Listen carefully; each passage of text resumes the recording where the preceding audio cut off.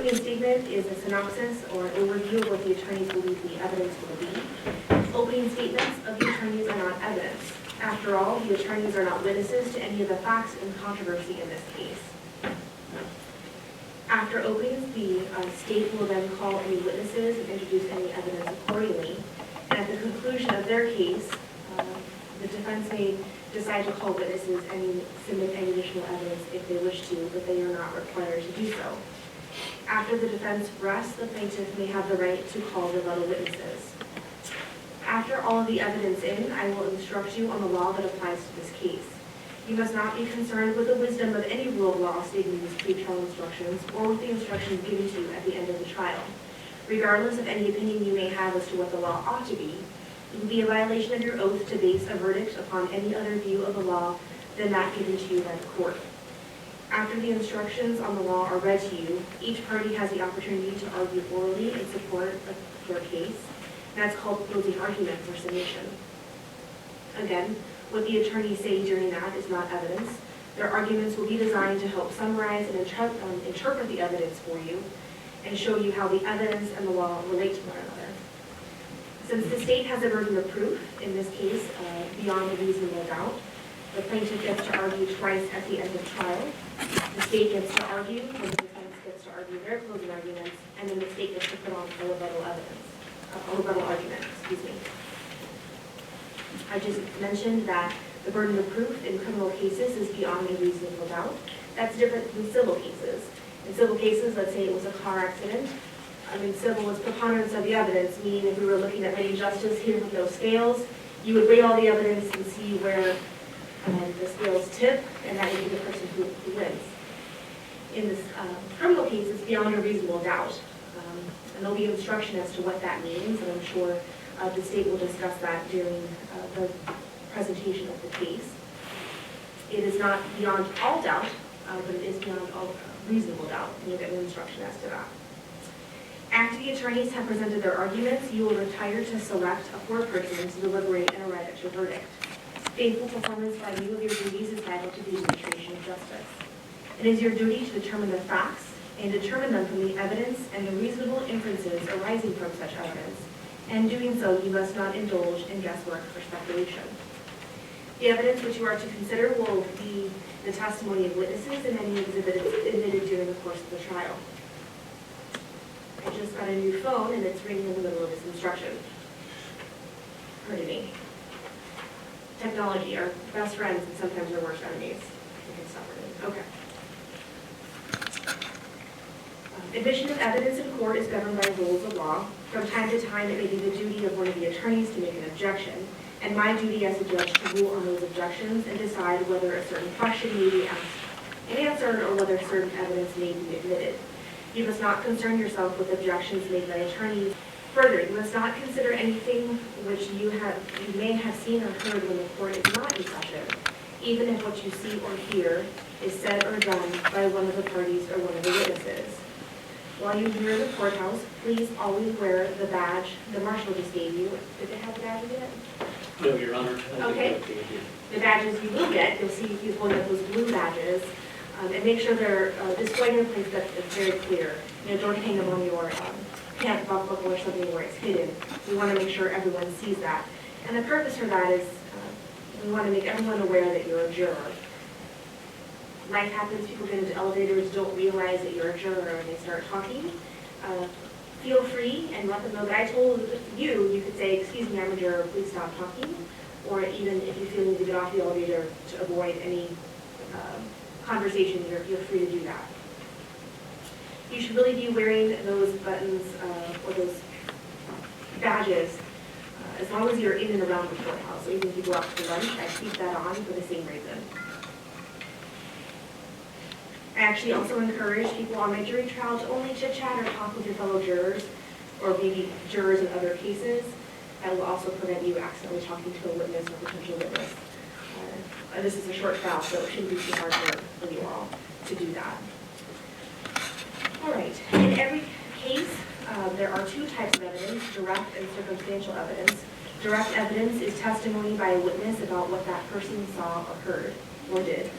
Circumstantial evidence is testimony or exhibits which are proof of a particular fact from which if a fact is proven, you can infer the existence of a second fact. Also written by a lawyer. Let me break that down for you. As an example, we've been sitting in this courtroom all day. You all have the luxury of going and heading to break. I haven't this afternoon. So if someone walked in to the room and they were soaking wet, I could reasonably infer that it was raining outside and they didn't have an umbrella. It would be even more circumstantial if they had the umbrella, they came in and they were still shaking it out.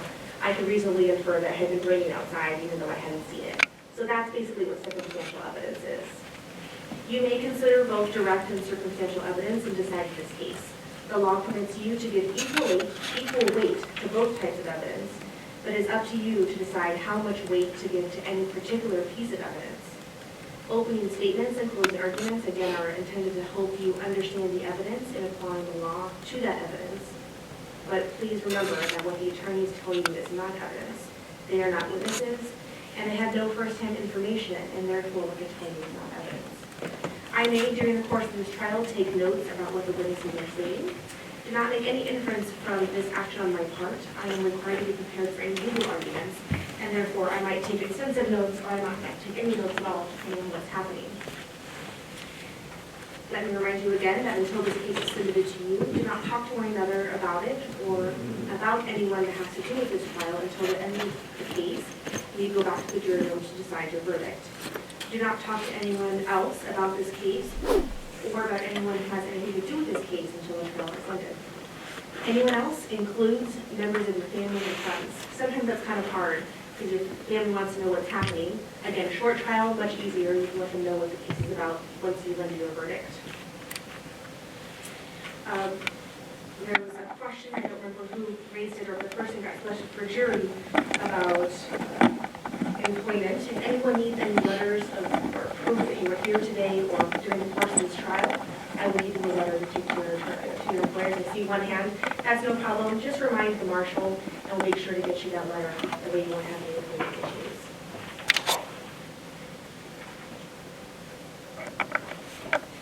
If anyone approaches you or attempts to talk to you about the trial, please again remind them you cannot talk about it, and also let the marshal know that that happened, so we can make sure we're documenting it and taking care of that accordingly.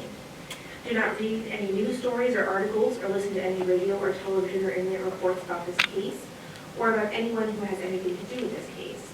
Do not do any research or make any investigations on the case on your own. Again, seems like a very simple instruction, but in the day and age when we each have a computer in our hand, or at least most of us do, it can be hard to not do that. I instruct you not to do that, and if you do that, you will be violating your oath as jurors.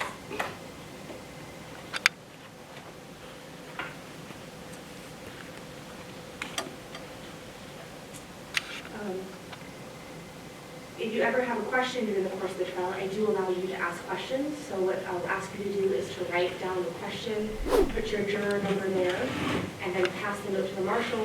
The note will be passed to me. I'll have the parties come up and we'll discuss the question and decide whether or not it can be asked. And then we will do that. That's different and separate from, hey, I can't hear what's being said. So keep that in mind. Also, same thing, sometimes we move through witnesses quickly. Make sure to flag us down so we don't skip the question that you might have wanted to ask.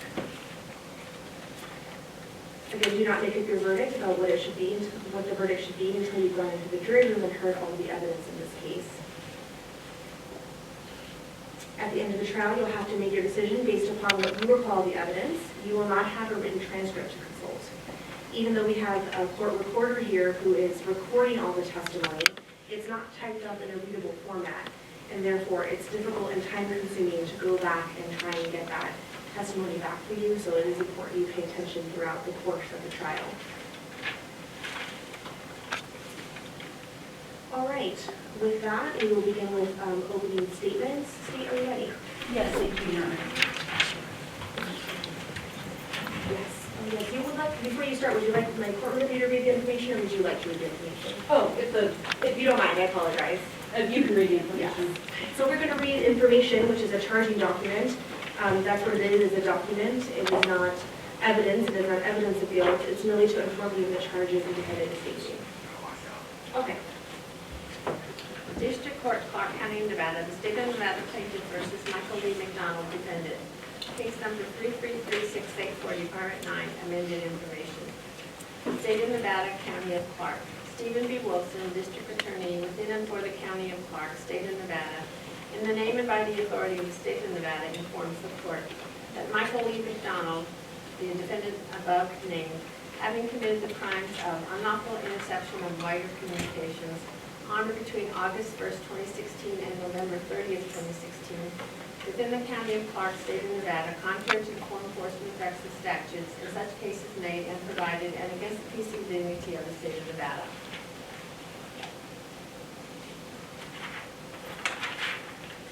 Count 1, unlawful interception of wire communications.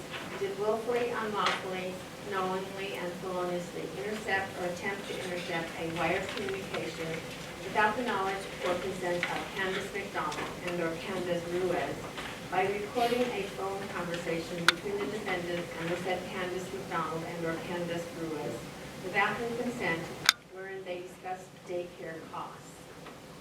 Count 2, unlawful interception of wire communications. Did willfully, unlawfully, knowingly, and feloniously intercept or attempt to intercept a wire communication without the knowledge or consent of Candace McDonald and or Candace Ruiz by recording a phone conversation between the defendant and the said Candace McDonald and or Candace Ruiz without her consent, wherein they discussed doctors, child protective services, and other allegations against her boyfriend. Count 3, unlawful interception of wire communications.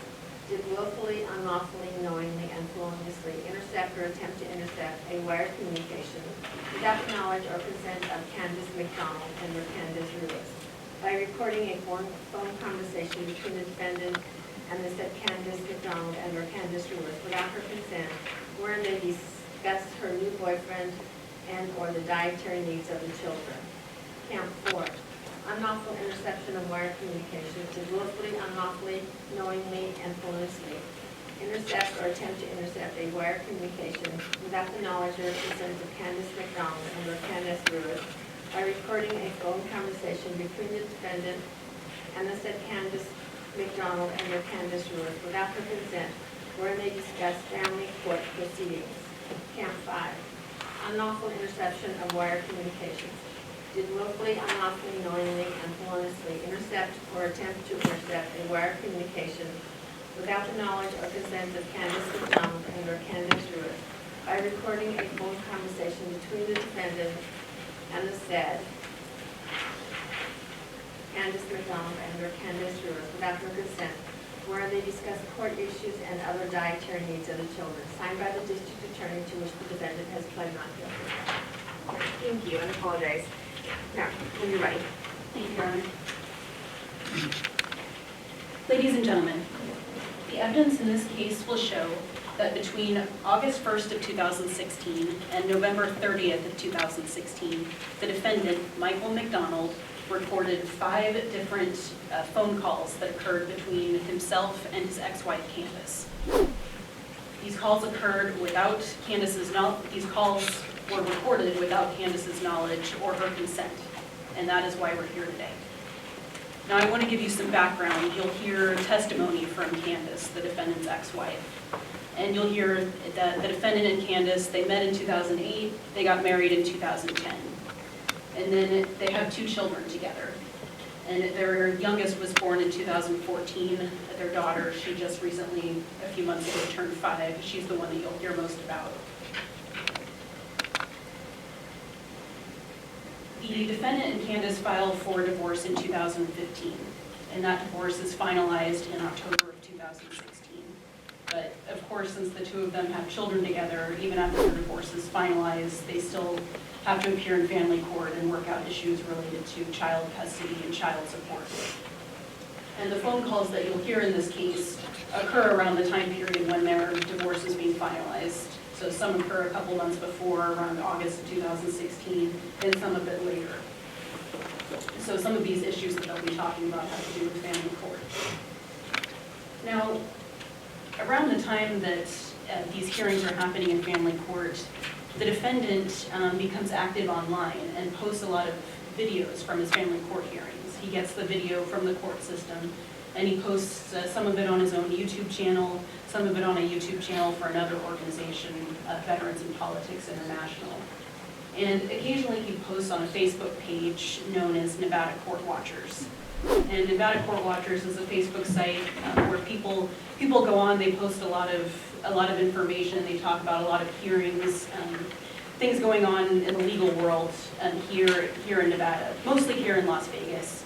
And it's kind of focused more on family court. A lot of these people are litigants who don't have attorneys, so they're just kind of asking each other for advice about what's going on in family court. They talk about a lot of different cases.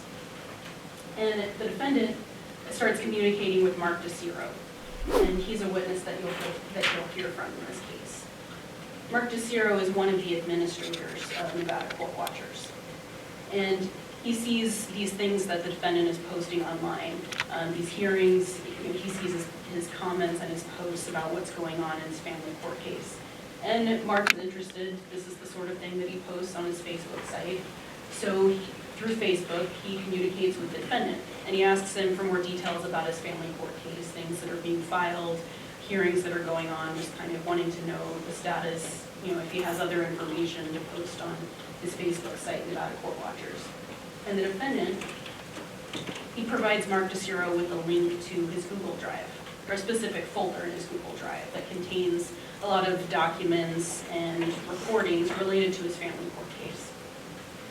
And Mark DeCiro, he doesn't notice at first because there's a lot of things in this folder. He looks at it, but eventually he looks in there and he realizes there are some recordings of phone conversations between the defendant and Candace.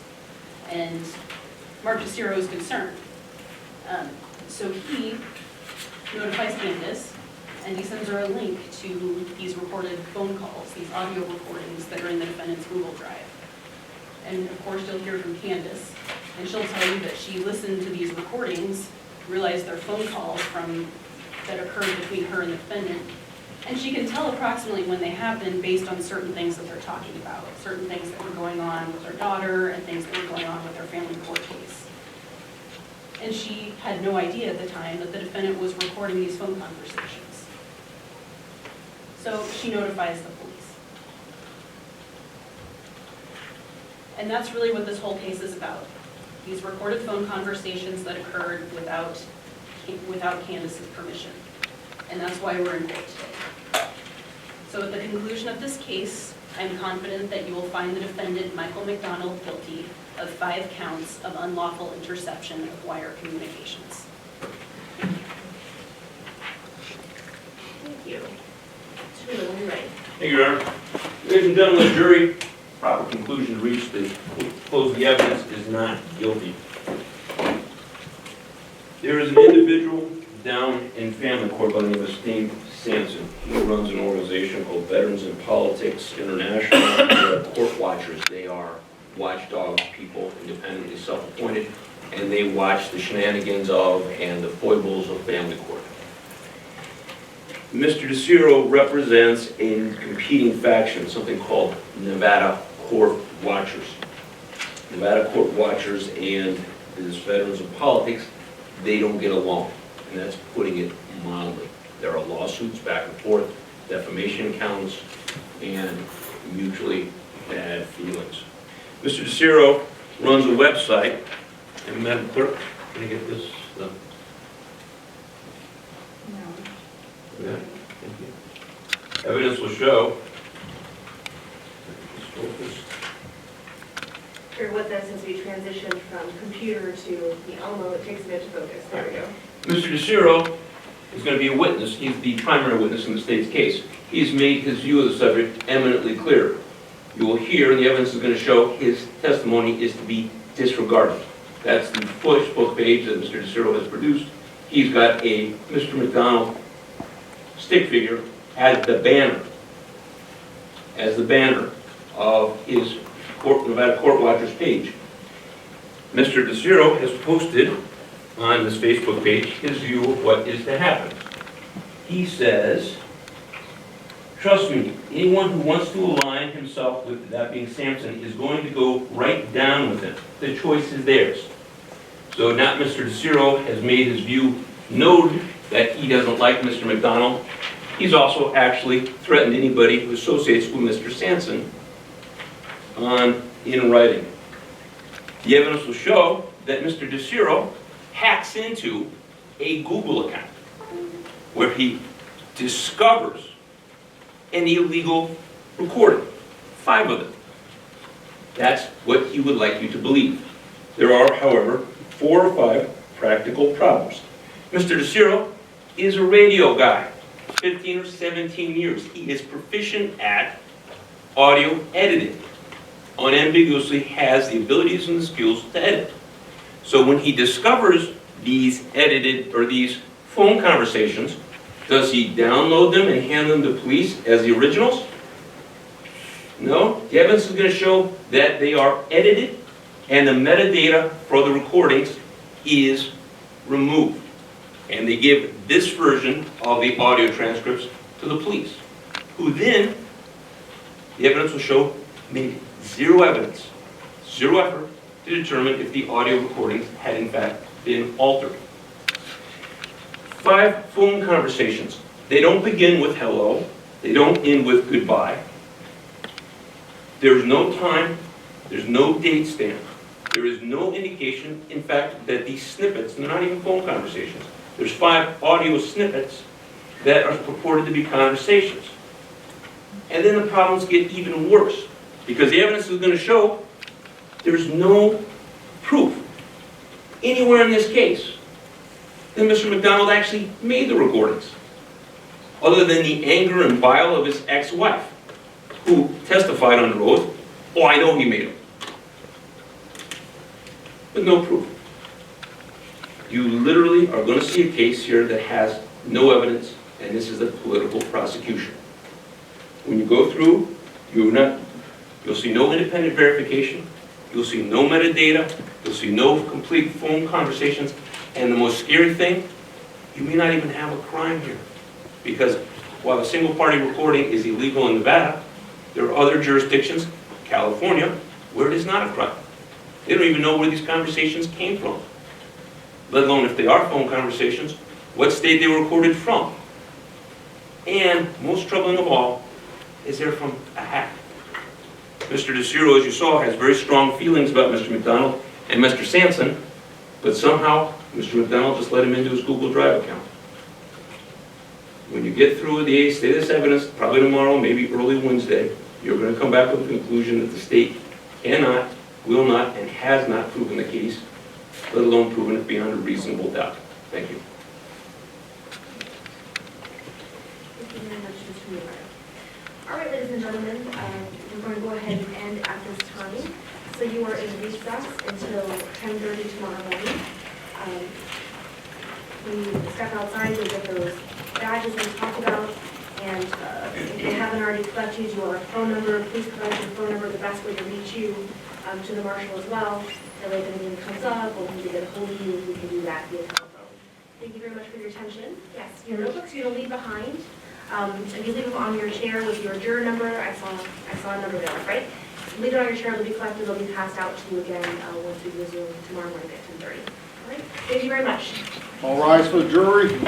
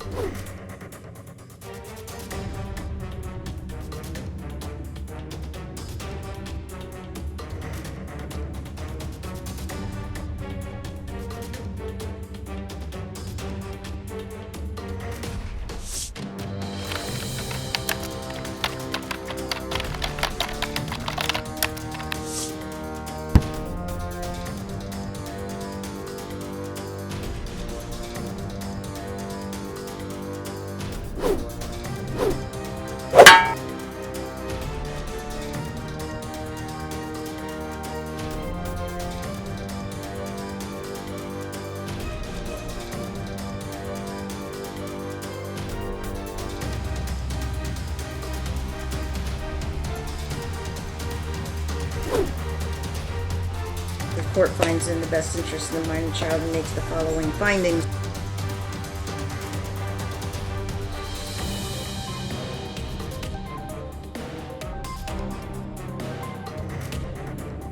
For the record, I don't say these things to hear myself talk.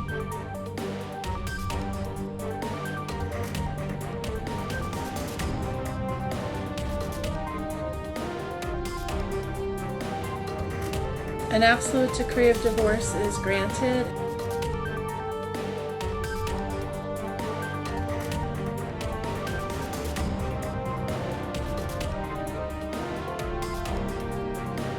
By September 6th, you will pay $6,000 of what is due.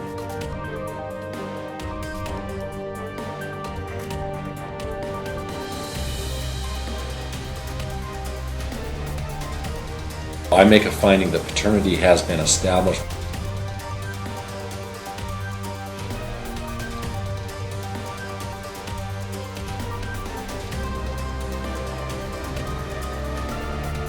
He was a potential danger to his children.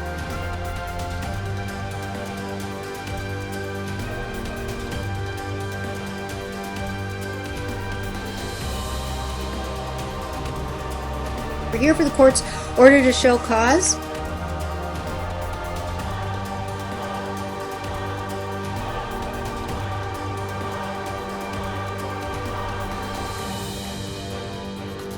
Okay, so that takes care of one motion.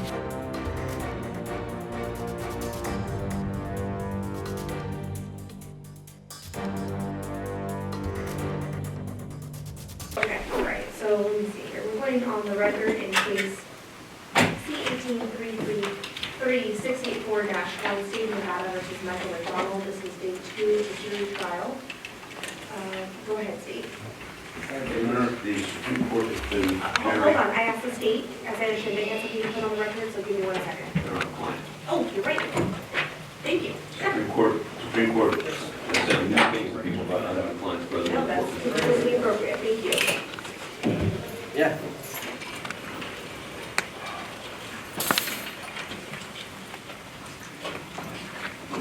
All right.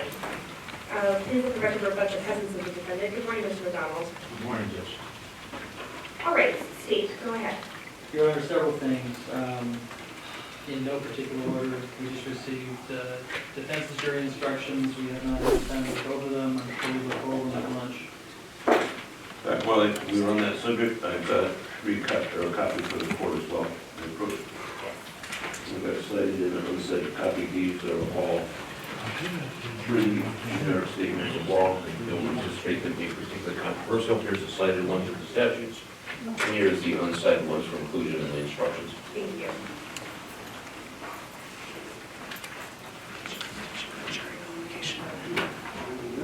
Okay. Second issue. With regard to the defense's use, both in arguments before the jury came in and in their opening statements, a picture from a Facebook webpage where Mr. McDonald is presumably photoshopped into a prison or a jail clothing as Mr. Steve Stanson. Based upon the usage in opening, we're of the understanding that this is something that's going to be used in Mark Cicero. It's reported that Mark Cicero may have made this image to make fun of Mr. McDonald or for his own amusement or whatever his purpose was. State's concern regarding the use of that image is Mr. McDonald has a lot of issues in the criminal justice system. He has been in and out of jail for the last 2 years. So I'm afraid that the usage of that and the following of that with Mark Cicero may lead to other issues that are going on with Mr. McDonald. I have this entire municipal court record that shows his incarceration starting in, I believe, 2017 from 5 different municipal court cases for things such as stalking, harassment, and resisting a public officer.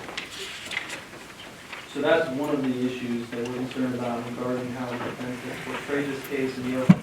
If you want to address that now, I have 2 other issues that may be equal or more important. Let's address that first. Sure. Mr. Mueller, what is your intention and where do you anticipate going with that picture? I was not, and I Apparently must be losing my touch. I was not subtle. I pointed out that Mr. DeCiro has a very strong grudge against Mr. McDonald. I used 2 images captured that I intend to use in court of about 35. I have, if there's any additional doubt that Mr. DeCiro was not an honest broker of information, I have literally a 4-inch stack of snarky comments, disrespectful quotes, assertions of ill will and motivation on behalf of Mr. DeCiro. I literally could take all day to go through these. Were those produced to the state as part of discovery? These are not produced in the state in discovery. These are for impeachment, and they're off the web. And Mr. DeCiro is free to give to the state his copy of them. These are the ones I have.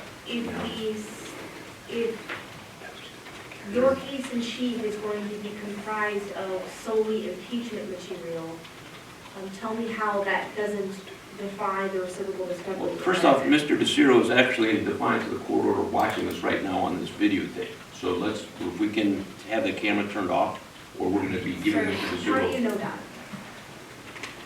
It's not true with regard to that. Again, if you want to fast forward to the other issues, I can clarify what Mr. Mueller is trying to allude to. It would be helpful.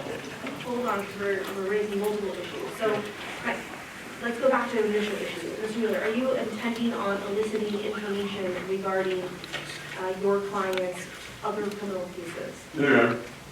I intend to, as I stated in opening, I intend to show that Mr. DeCiro has a very strong bias against Mr. McDonald, and since he is the primary, if only, witness against him, his bias is clearly a topic of relevance to the trial. All right, so you introduced that in opening statements, yes, and so I want to be clear that if you decide to make reference to or suggestions of other criminal cases, you're potentially opening the door to discussion of those other cases as well. I have no desire to talk about any of the cases. All right, I will also put on the record now that I will not allow for there being any misleading of the jury as to suggest that Mr. DeCiro put him in prison robes. He would never do that, and not be the kind of person that has any contact with the criminal justice system, because that would be misleading to the jury. So, it's before the court. I recommend and I caution you to proceed lightly in how you use that picture. Thank you, Your Honor. All right, do you have any additional concerns regarding that particular subject matter? I'm just not sure where Mr. Mueller is going to go with this. With Mr. DeCiro, he may be boxed into a position where he has to explain it in a way that would be potentially prejudicial to Mr. McDonald. Granted, it's all of Mr. McDonald's own doing and the defense strategies that they've taken, but it's a matter of fact that during the time when that photo was up, he was incarcerated. So it's not exactly to make fun of him. It would be unfair to portray that fact. Well, again, if he opens the door, I won't let you, build a mansion behind it, but I will let you walk through it to the degree that we correct the record and not become misleading to the jury. We appreciate that. And then I would request that both sides contemplate any curative instructions would be appropriate in light of however the door might be opened. Okay. The other issues, and this is kind of, originally I thought it was two, but it's really kind of one combined issue. So the chronology of this is, I guess I'll tell you it from my perspective. I received an email, 3 emails from Mr. DeCiro at 10:27 p.m. I have copies of those. Can I see them? Sure. Thank you. Provided defense those, and I emailed them to him when I woke up this morning.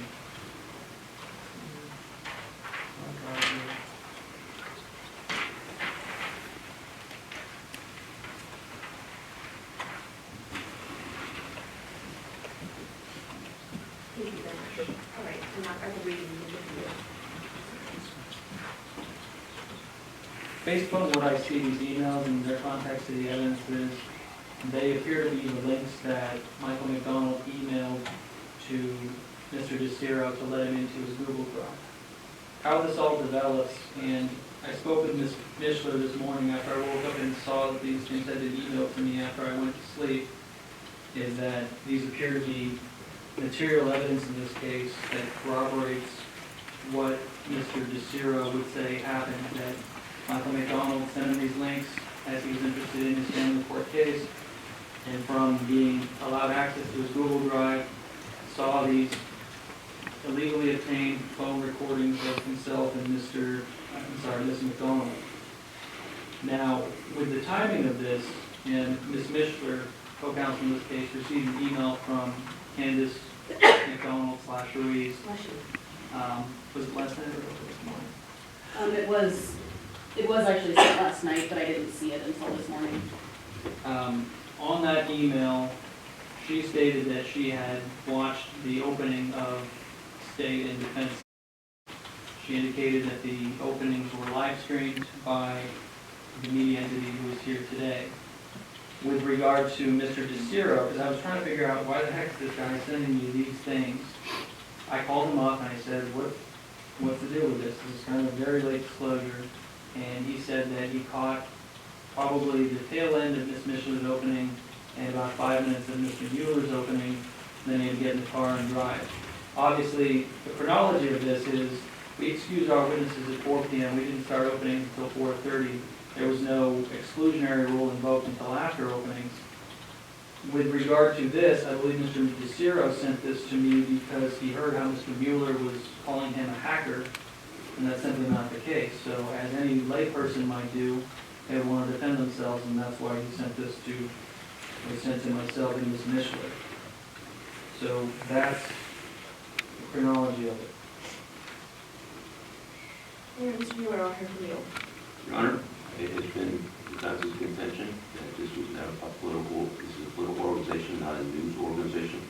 The fact that Mr. Falcone apparently didn't have the integrity or courage to tell you that he'd already live streamed the video yesterday when you asked him about it speaks volumes. Number two, the fact that not one, but 2 of the state's witnesses were now watching the live stream speaks volumes. Number 3, that the partisan witnesses who clearly have hard feelings for Mr. McDonald have now produced additional evidence to rebut my opening statements and assisted the state. I'm going to move for mistrial with prejudice as a result of the state's misconduct. They should have instructed these witnesses not to watch the live feed. I don't think that anyone knew that there was a live feed happening. And your request regarding them not publishing it or in the exclusionary rule didn't happen until after the opening statements were made. So that is a challenge. All right, I do need to take this under consideration.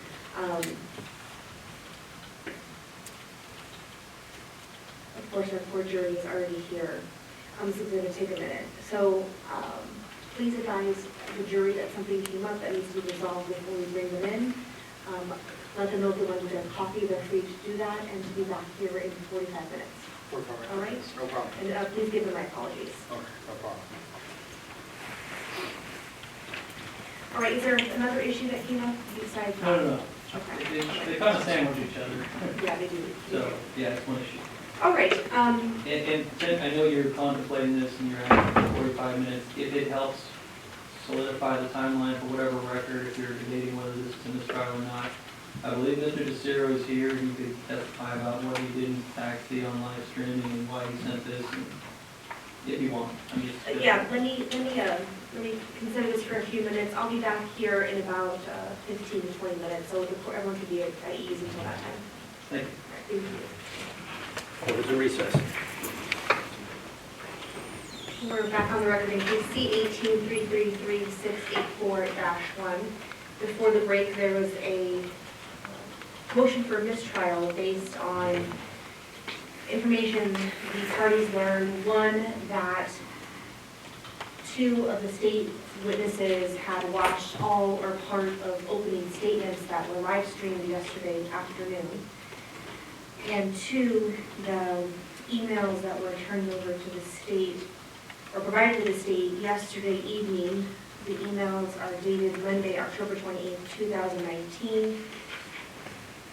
2 were at 10:27 p.m. and 1 is at 10:30 p.m.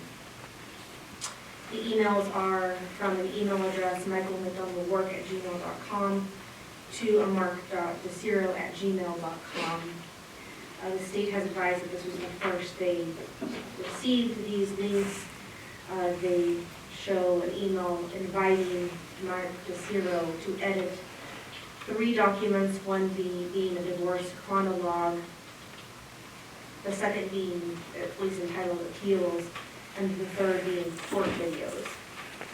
I'm going to talk about the opening statements first. I'm going to deny the motion for mistrial based on the argument that there was issues with the witnesses watching opening statements. I am troubled and concerned that the court was not informed that the videos were live streamed, but two things. First off, there was no motion for an exclusionary rule to be invoked until after opening statements, and even if that were the case, there was no witness testifying. Therefore, there's no violation of the exclusionary rule. So there was no prejudice to either side based on reviewing the opening statements.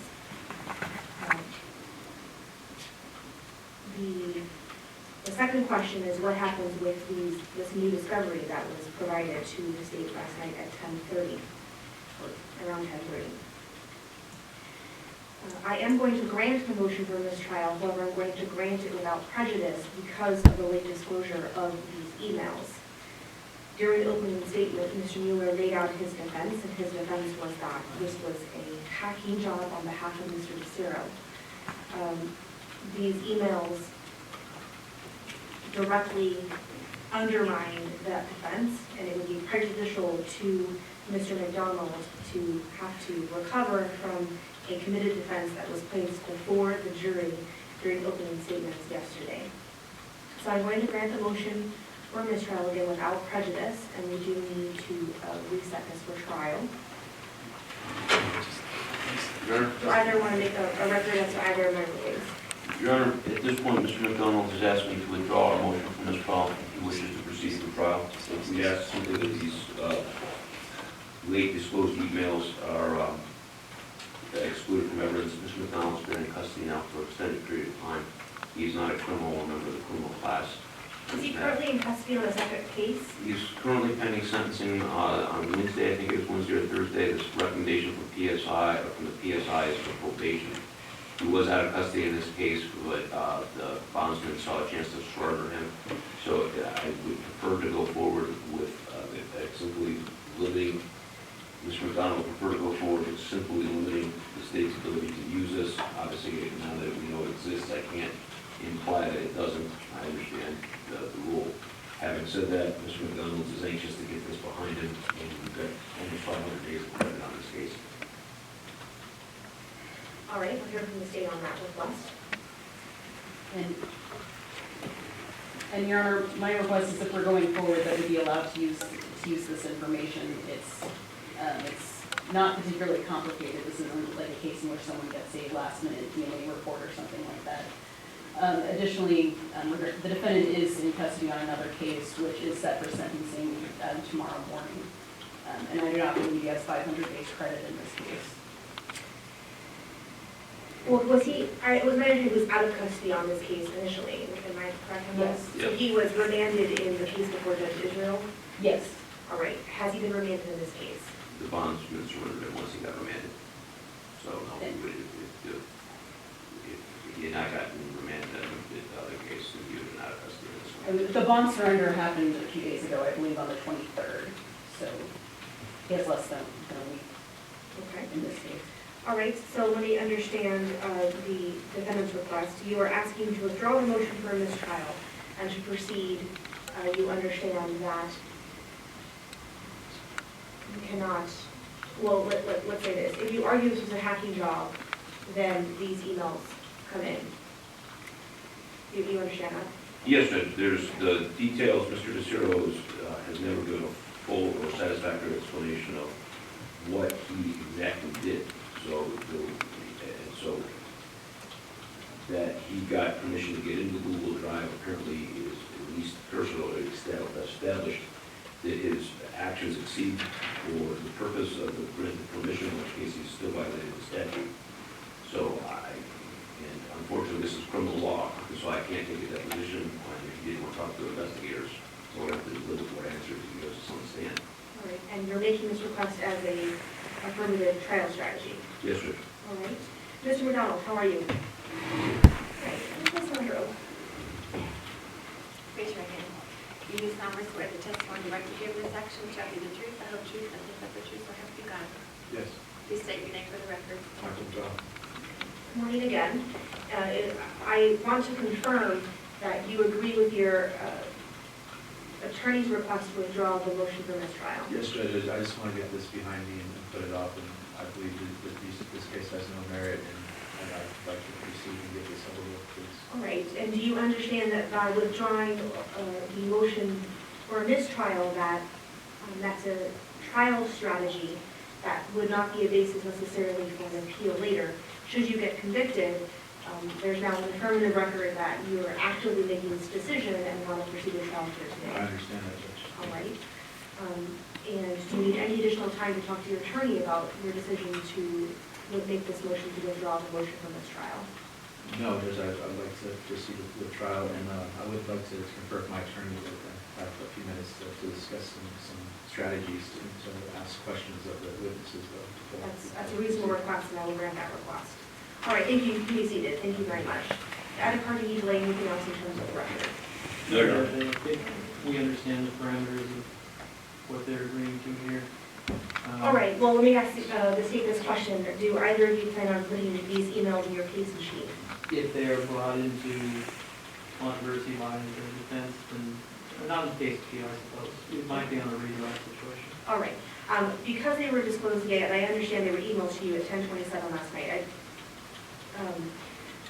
that the order of the court, you can use these should the door be open. And there's a question for how to lost the recordings and access to the Google Drive. All right, so therefore I will grant the motion to withdraw the motion for mistrial. I believe the jury is outside. Yes, Are they back? Your Honor. Okay. I want to give Mr. McDonald a few minutes to talk to his attorney. I think that's reasonable. I'm going to ask the state to step outside, and I'm going to step back to give him time to talk. We will start at, is 20 minutes enough time? Maybe more time than that? Yes? Mr. Miller? That'd be fine. I think start at 11:30. We'll start at We'll go to 11. this board break room back there. That'd be great. We'll start at 11:30. All right? The court will be in recess until that time. All right. Go back on the record and state Michael McDonald. Good morning, Your Honor. Craig Mueller, Mr. McDonald. Thank you for granting this week. Yes. Mr. McDonald told me several things in discussing the recently disclosed email that are going to make it impossible for me to effectively represent him with this magnitude of surprise. It also indicates to me, now that I've spoken with Mr. McDonald, got an explanation, the existence of evidence that will conclusively prove his innocence, and will certainly cut out the need for a trial in the first place. Over Mr. McDonald's objection, I'm going to renew the motion for mistrial. I do not believe he is a justice to serve by forcing the issue at this point. There's witnesses in California who can prove that he was out of town for some of these conversations, and I simply do not go forward knowing what I now know. And it is over Mr. McDonald's explicit objection, and I agree, and he can make his record too, but I cannot be effective knowing what I now know. Understood. 1 second, Mr. McDonald, I'm going to talk to you. State, do you have any response? No response, obviously, on Mr. McDonald. Thank you. All right, Mr. McDonald. I understand this is over your objection. Is that correct? Yes, Judge, I would, like I said, I would like to file a motion to dismiss with evidence attached to it that proves that that these charges are completely frivolous. And if there's a way to do that, I would like to do that. And if not, then I would like to proceed with trial and just be done with this. Judge, I just want to get all this over with and move on with my life, please. All right, so I appreciate that. I know you are in a difficult situation, but your attorney, as an officer of the court, he has ethical obligations and professional responsibility obligations, and he's advising me that there's new evidence that he believes that he could obtain or is relevant directly to your defense, and therefore he would not be doing his duty as your attorney to not investigate that further. It would be a different situation if this evidence hadn't come to light and we were moving forward. But now he has his information and has his evidence, and that puts him in a difficult situation. Well, Judge, the evidence that he doesn't have the evidence is currently incarcerated. Okay, so you are incarcerated. I don't want you to talk trial strategy or potential defense strategy because the state is still present, and it's in your best interest not to talk about that. I am going to grant the motion for a mistrial. Again, I'm going to grant it on the basis of the fact that opening statements were presented and there was a defense strategy laid out for the jury, and the evidence that was provided this morning, that was provided this statement last night, changed that potential defense, and I think that is unfairly prejudicial to the defendant. I understand secondarily that now there's potentially new evidence that needs to be gathered and provided to the state, and therefore that just further creates more prejudice for the defendant. Again, I understand this is over the defendant's objection, but as an officer of the court, I am relying on Mistrial representations as his attorney, and I do think it's in the best interest to grant the Mistrial at this time. It is without prejudice, so let's go ahead and get a new trial and calendar call date. Let's have it as soon as possible. I want to respect Mr. McDonald's position regarding where we are. Respectfully, Judge, because it's been set for the other case tomorrow, it might bear some timing issues on when we're going to have trial. Maybe it's got to check next week, might be free. Actually, are you okay with that, Mr. Mueller? Actually, I was going to propose, you have a criminal calendar later this week. I do tomorrow is my criminal calendar. Is it possible we can add this on, and I will draft a written motion for no cognizance and have it on file this afternoon? Well, I want to make sure the state has an opportunity to respond. What we could do is set it for status tomorrow afternoon. Thank you. Would that work for both parties? I want to make sure, well, you were planning on being here, so I imagine you're available. Yes, Okay. Well, why don't we do a special setting tomorrow afternoon? We'll know what happened in the other case. If you file that motion for release, I would appreciate if you get something written response filed. If not, I'll accept oral argument because it will be short notice. Thank you. Tomorrow, let's do 1:30. Yes, thank you. All right. Yes, sir. All right. That's for an oral motion and setting trial dates. All right. Anything further on behalf of the state of defense? No, Your Honor. All right. Well, let me go ahead and bring the jury back in. I need to talk to them about what happened. All rise for the jury.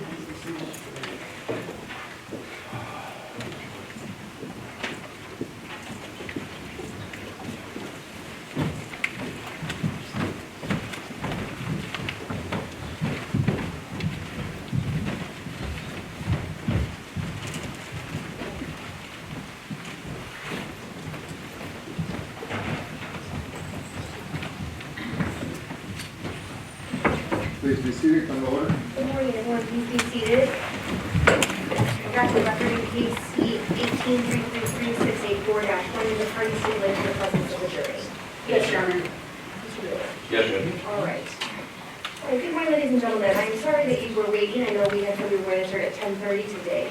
Some unexpected legal issues came up that we needed to resolve before we could continue here today. As it turned out, we were unable to resolve those legal issues, and therefore I have declared a mistrial in this case, a mistrial without prejudice. So what that means is you waited an hour to be told you can now go home. And so I apologize for that. I would like to sincerely thank you for your participation. I know yesterday was a long day, and I'm sorry that you didn't get to complete your jury service through to verdict, but there are things like this that happen more often than I would like, but they do happen every now and then. And so thank you very, very much for your participation. I'm going to ask that you step back into, we have a jury room back here. I'll be right there. I want to thank you personally before I let you go. And with that, this case is over. And thank you again. All right. All rise for jury.